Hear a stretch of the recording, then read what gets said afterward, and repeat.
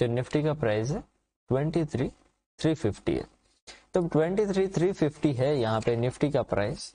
तो ATM, ITM and OTM 3 words होते हैं, जिसको थोड़ा सा मैं आपको एक्सप्लेन करता हूँ कि ये वर्ड्स है क्या। ठीक है, तो सबसे पहले करंट प्राइस क्या है 23,350। ओके, तो 23,350 जो है ना, ये इसका एटीएम है, मतलब एट द मनी का प्राइस है। जो प्राइस नियर बाय होता है, मतलब जैसे कि जो भी नियर बाय प्राइस है हमारा, अगर 23,340 पे चल रहा होता है, 23,360 पे चल रहा होगा, तो जो भी एक नियर बाय में 50-50 रेंज की जो है यहाँ पे आपके ऑप्शंस को डिवाइड किया गया है, 50-50-50 पॉइंट्स के क्लोन्स बनाए गए।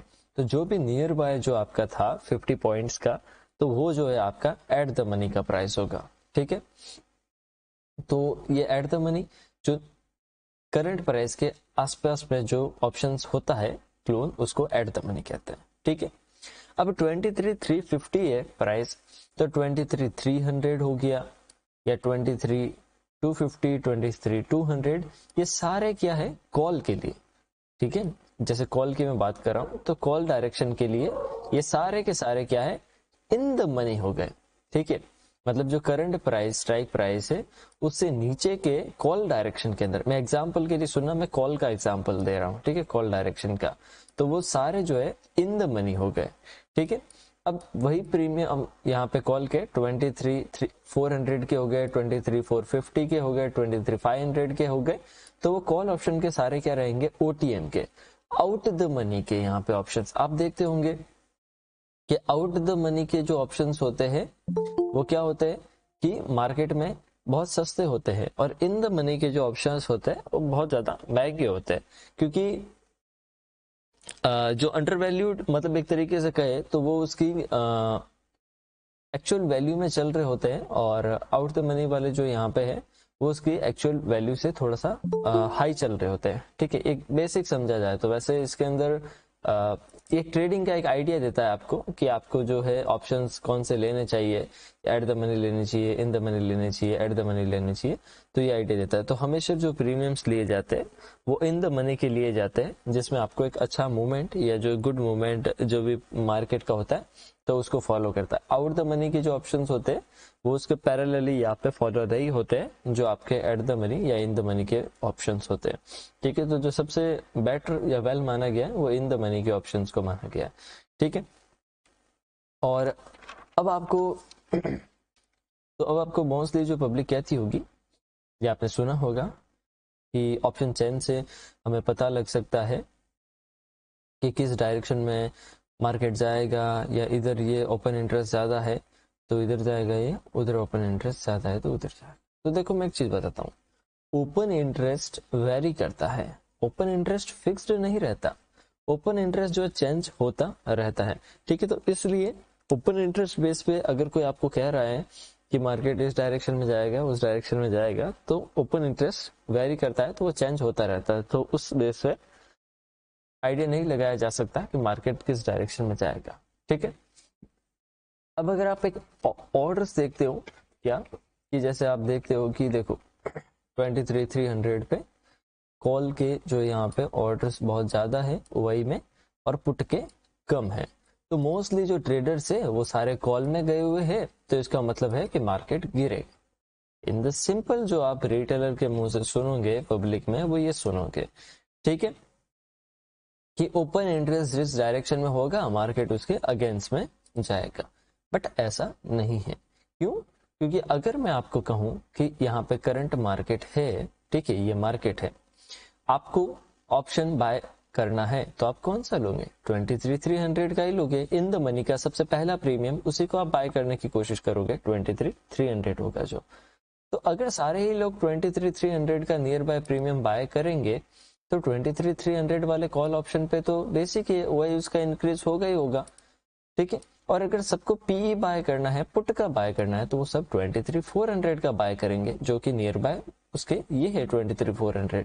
तो यहाँ पे एक द सिंपल आंसर जो निकलेगा 23,400 यहाँ पे, या जो भी 23,400 350, तो उसमें यहाँ पे इस डायरेक्शन में जो पुट का ओआई है वो हो सकता है कि ज्यादा हो, ठीक है।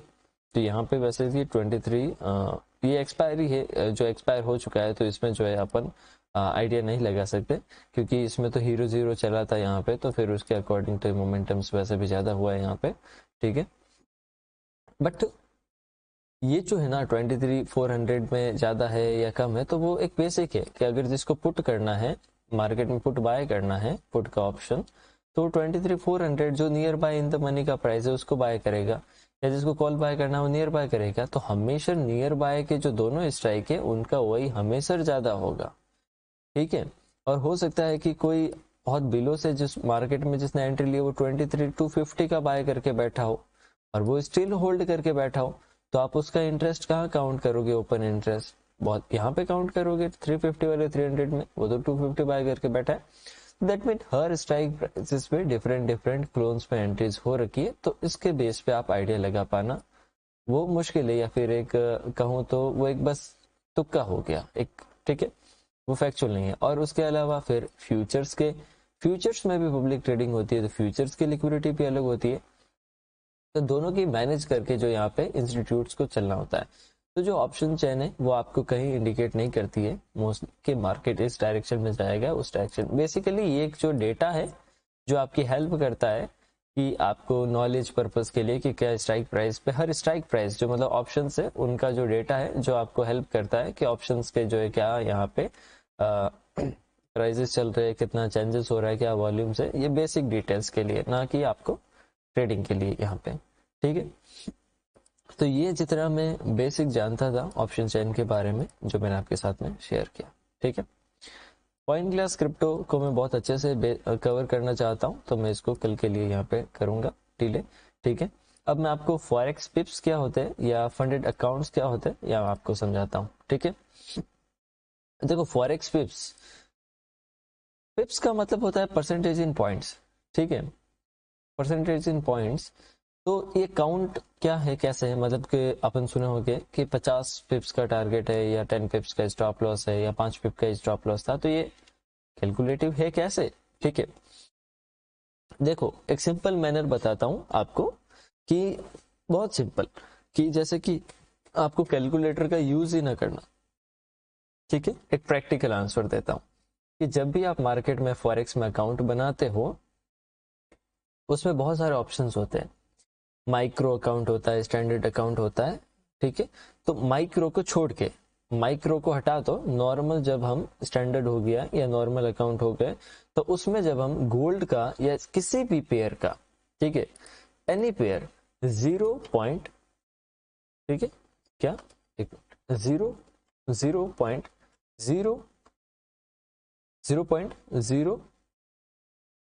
सबसे मिनिमम लॉट यही होता है ना, 0.01 का लॉट, ठीक है। तो ये जब हम लॉट लेते हैं ना जिसमें इससे कम कुछ भी नहीं है, 0.01 से छोटा कुछ भी यहाँ पे लॉट नहीं है, ठीक है। तो जब हम 0.01 का लॉट लेते हैं तो ये जो लॉट है जिस इसमें मूवमेंट मतलब जो भी, अगर इसमें जैसे कि मैंने लेट्स सपोज ये यूरो है, यूरो यूएसडी, मैंने 0.01 लॉट से इसको मैंने बाय किया, ठीक है। तो जहां यहां मैंने पोजीशन ली बाय की, तो अब जितने पॉइंट पे ये ऊपर गया, जैसे समझ लो कि यहाँ पे आया ये इसका प्राइस, तो अगर मेरे को इस बेस पे $1 का प्रॉफिट हुआ या $1 मेरे पोर्टफोलियो में मूवमेंट हुआ तो वो 10 पिप का है, ठीक है, या 10 सेंट का मूवमेंट हुआ तो वो 1 पिप का है। इन द अगर सिंपल और मैं कहूं तो 0.01 लॉट पे $1 का मूवमेंट आपका 10 पिप होता है, ठीक है। 0.01 लॉट पे $1 का मूवमेंट 10 पिप होता है, चाहे वो इसमें हो, गोल्ड में हो या अदर पेयर में हो। अब मैं वैसे कैलकुलेटिव आपको कुछ पेयर्स के एग्जांपल देके बता देता हूं, ठीक है।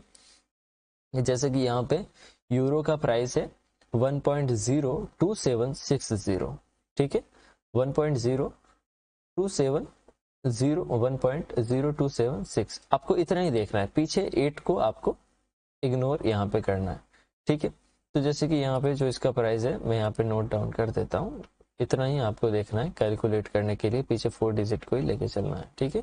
1.0 0.278, ठीक है। तो ये एक हो गया यहाँ पे।